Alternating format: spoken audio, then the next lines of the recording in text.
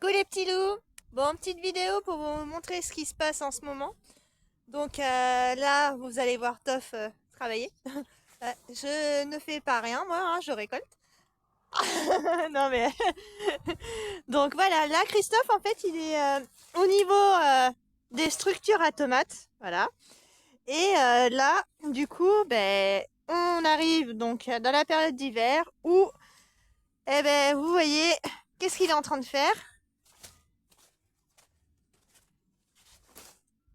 Et bien, il est en train de rattacher les fils des pieds de tomates. Et il enlève en même temps les pieds de tomates. Vous voyez, il a déjà enlevé les pieds de tomates. Voilà. Qui reste au sol. Pieds de tomates qui restent au sol, parce que voilà, qui dit permaculture, bah, ce que la nature nous donne, ça reste au sol. Et ça ne crée pas de mildiou en plus. Et voilà. Par rapport à ce que certains pensent. Et du coup, alors pour le mildiou, mon bébé, qu'est-ce que tu vas faire l'année prochaine? Ah oui, alors. Là, par exemple, ici, on était sur des tomates cerises qui ont eu une grosse attaque de mildiou. Et j'ai passé, sans y croire vraiment, un produit. Un produit. Oh là là. C'est 2 cuillères à café de bicarbonate et 1 cuillère à café d'huile dans 10 litres de flotte.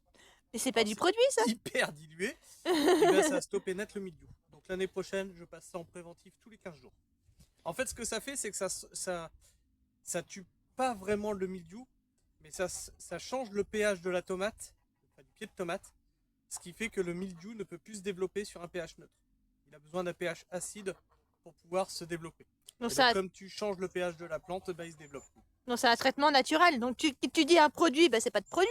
Ah ouais, c'est du produit. Oui, si tu veux. Si tu veux.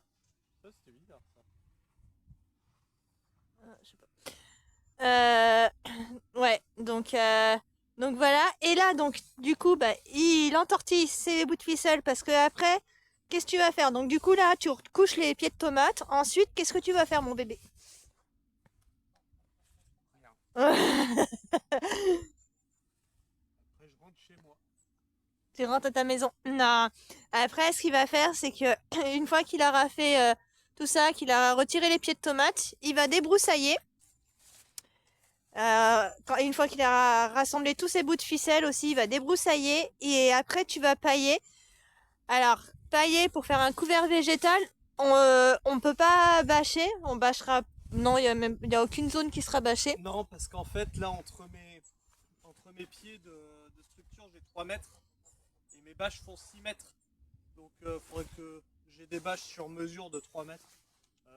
C'est trop chiant, j'ai pas envie de découper des bâches qui, elles, vont sur des modules comme à côté, tu vois. Ouais. Mes bâches, elles font 6 mètres parce qu'elles vont sur un module entier. Et là, c'est en fait ma structure à tomate, elle fait un demi-module à chaque fois. Voilà. Et alors, je sais pas si, si je vais vous montrer. L'année dernière, en fait, on a eu la structure qui s'était un peu cassé la gueule à certains endroits. Donc là, en fait, on a renforcé cet été. Hein. Cet été, on avait renforcé un peu ou un petit peu avant, je sais plus. Non, avant de mettre les tomates. Avant de mettre les tomates.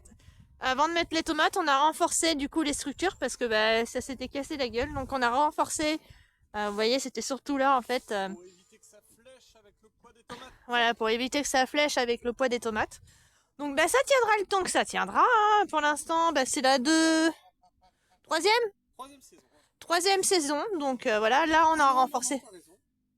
Hein Là, elles ont fini leur deuxième saison. T'as raison. Ouais, deuxième saison.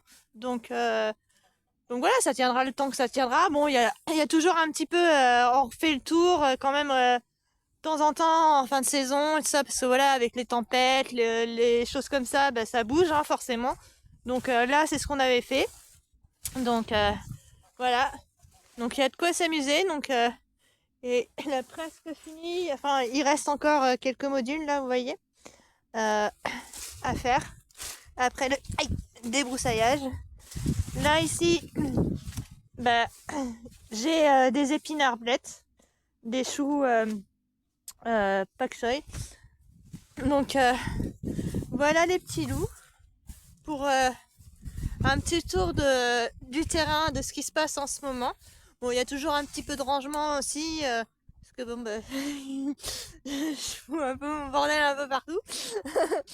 Donc voilà, on en profite aussi bah, pour ranger l'hiver.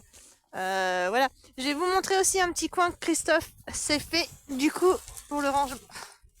Pour le rangement en fait, Christophe a fait sa petite zone de tout ce qui est plaque de semis, godets. On a rangé tout ça, on a rassemblé. Donc je vais vous montrer.